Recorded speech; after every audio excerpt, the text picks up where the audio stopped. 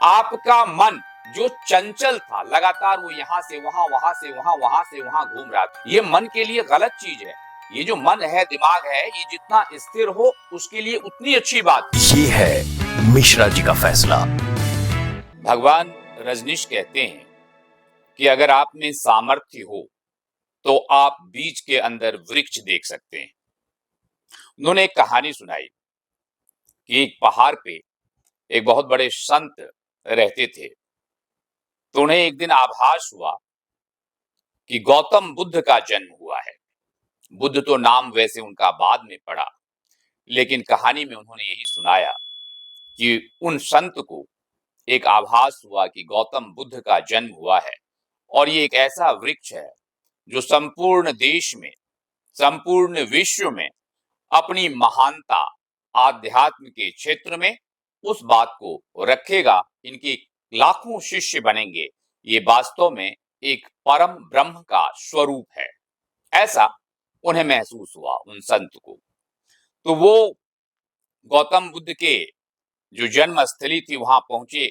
उनके पिता ने, गौतम बुद्ध के पिता जो खुद एक राजा थे, उन्होंने संत का स्वागत किया और संत ने राजा से कहा कि मुझे आपके पुत्र को देखना है। तो राजा साहब ने अपने पुत्र को संत के सामने लाया। संत ने बड़े प्यार से बच्चे के पांव को प्रणाम किया और उसकी आंखों से आंसू बहने लगे। तो राजा ने पूछा कि कोई अपशकुन होने वाला है महाराज क्या? या आपका रोना हमें अंदर ही अंदर डरा रहा है? तो संत ने कहा नहीं, कोई अपशकुन नहीं होने वाला है राजन। बहुत बड़ा दिन है आज। मुझे आज ऐसे महान आत्मा के दर्शन हुए। मैं रो इसलिए रहा हूं कि जब ये बीज वृक्ष बनकर संपूर्ण विश्व में आध्यात्म का एक नया युग का आरंभ करेगा, मैं उस वक्त नहीं रहूंगा। और इसी वजह से मैं इसके दर्शन के लिए आ गया। ये छोटी सी कहानी इसलिए थी कि हर बीज में वृक्ष है, लेकिन हम उस वृक्ष को देख नहीं पाते हैं, अज्ञानतावश, या शायद उधर कोशिश ही नहीं कर पाते। बहुत सारे कारण हो सकते हैं। इसी में भगवान रजनीश का ये कहना है कि ये तो सारे संत कहते हैं कि भगवान को ढूंढने के लिए बाहर जाने की कोई जरूरत नहीं है। कबीरदास ने कहा है, तुलसीदास ने कहा है, सभी ने कहा है। कबीरदास की वो पंक्ति आपको याद होगी कि राम मेरा सुमिरन करे मैं पाऊं विश्राम। एक ऐसी अवस्था तुलसीदास ने लिखा, परम प्रकाश रूप दिन राती ना चाहिए दिया घृत भाती। और वो दिया घृत, वो दिया जो परम प्रकाश को जन्म देता है, वो हमारे अंदर 24 आवर्स चलता रहता है। बस उसे जानने की जरूरत है, उसे जगाने की जरूरत है। वो बीज हमारे अंदर है। उस बीज को वृक्ष में तब्दील कैसे करें, इसके रास्ते अलग अलग हो सकते हैं।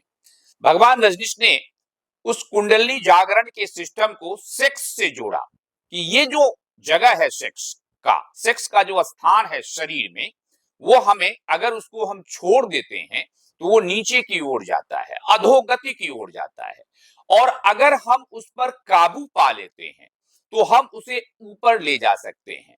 और ऊपर ले जाने में जब हम कामयाब हो जाते हैं, वास्तव में वही अवस्था कुंडलिनी जागरण की अवस्था है। वही हम परमात्मा को प्राप्त कर सकते हैं। लेकिन थोड़ी सी बात जो मैं यहाँ इस प्रसंग को उठाया, मेरा ये मानना है कि आम आदमी के लिए, संतों की बात मैं नहीं करना चाहता, ये कुंडलिनी जागरण, ये जो परम प्रकाश की बात है या कबीर की पंक्ति है, ये सब ठीक है अपनी जगह, क्योंकि वो उनका अनुभव है। और किसी व्यक्ति का जो अनुभव होता है वो शब्दों से व्यक्त नहीं हो सकता। उस अनुभव को वो खुद उसने महसूस किया है, आप उसे महसूस नहीं कर पाएंगे। वो चूंकि इस चीज में जिया है तभी वो ये बात कह रहा है, लेकिन आपके लिए वो उतना ज्यादा इफेक्टिव नहीं हो पाएगा तब तक जब तक स्वयं आप उस चीज को जी ना लें। तो मेरा ये मानना है कि वास्तव में अगर हम चेतना को देखें, देखिए उन्होंने ये भी कहा भगवान रजनीश ने कि पशु और इंसान में वास्तव में उन्होंने एक देखा कि एक समरूपता है कि वो भी सेक्स के लिए जीते हैं, हम भी सेक्स के लिए जीते हैं, हमें भी एक घर चाहिए, उन्हें भी एक घर चाहिए, हमें भी भोजन चाहिए, उन्हें भी भोजन चाहिए। ये तमाम चीज पशु और इंसान को एक बनाता है। लेकिन उन्होंने उसी चीज को बोला कि जब वो कुंडलिनी जागरण की अवस्था है, जो हम कर सकते हैं वो नहीं कर सकते, उसको मैं यहां लाना चाहता हूं, जो चेतना से जोड़ना चाहता हूं कि वास्तव में अगर हर चीज को हम चेतना के साथ करें, अपने ध्यान के साथ करें, अपनी जो हमारी जो चेतना है उसको अगर हम समझने की सिर्फ कोशिश करते हैं, तो वास्तव में हम पशु से अलग हो जाते हैं। और ये चीज मेरी नजर में केवल और केवल प्रैक्टिस से होता है। मान ले मैं एग्जांपल ऐसे दे रहा हूं, जैसे सिंपली सांस चलता है, तो एक सांस वो होता है जो बायोलॉजिकल प्रोसेस है, सांस चलता रहता है, हम सांस लेते हैं, सांस छोड़ते हैं।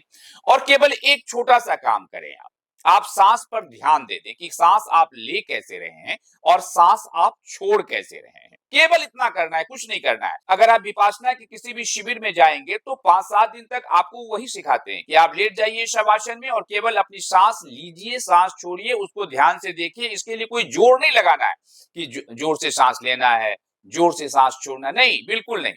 तो सिर्फ एक छोटा सा चेंज जब आप करते हैं तो संपूर्ण मस्तिष्क की स्थिति बदल जाती है, विचार की स्थिति बदल जाती है।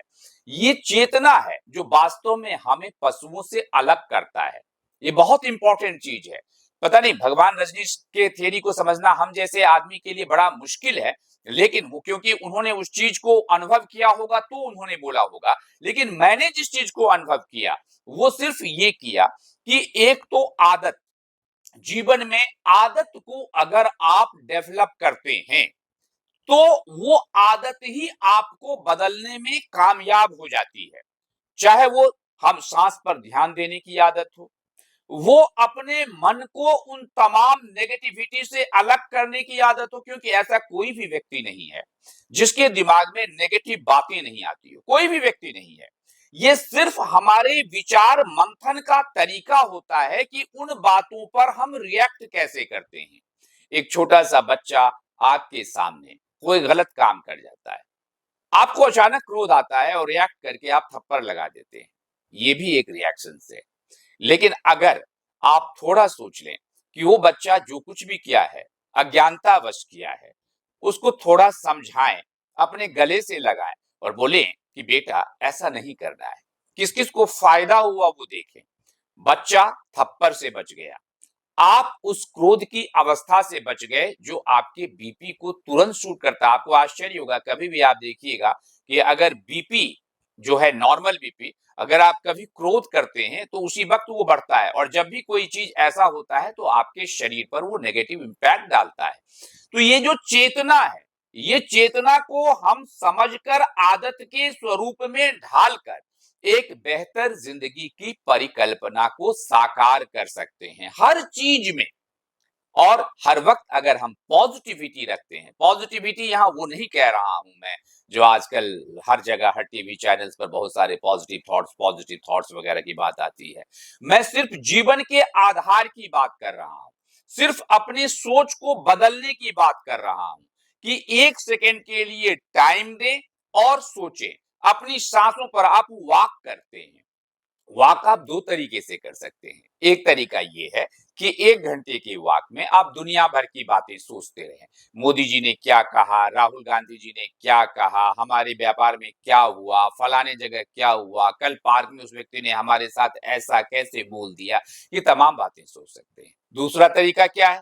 1 घंटे तक के वॉक में आपने कुछ नहीं करना है, केवल सांसों पर ध्यान देते हुए वॉक करना है। आपको 2 फायदा हो गया। एक फायदा, सांसों पर ध्यान देने से सांस की जो गहराई है वो बढ़ गई, जो आपके हेल्थ के लिए बहुत इंपॉर्टेंट है। और दूसरा, आपका मन जो चंचल था, लगातार वो यहां से वहां, वहां से वहां, वहां से वहां घूम रहा था, ये मन के लिए गलत चीज है। ये जो मन है, दिमाग है, ये जितना स्थिर हो उसके लिए उतनी अच्छी बात है। तो 1 घंटे के लिए आपने अपने मन को स्थिर कर लिया। मन स्थिर, आप चलायमान, शरीर मस्त। यही है आदत, यही है चेतना, यही है विचार। इन विचारों को नियंत्रित करके हम एक शानदार जीवन की परिकल्पना को साकार कर सकते हैं।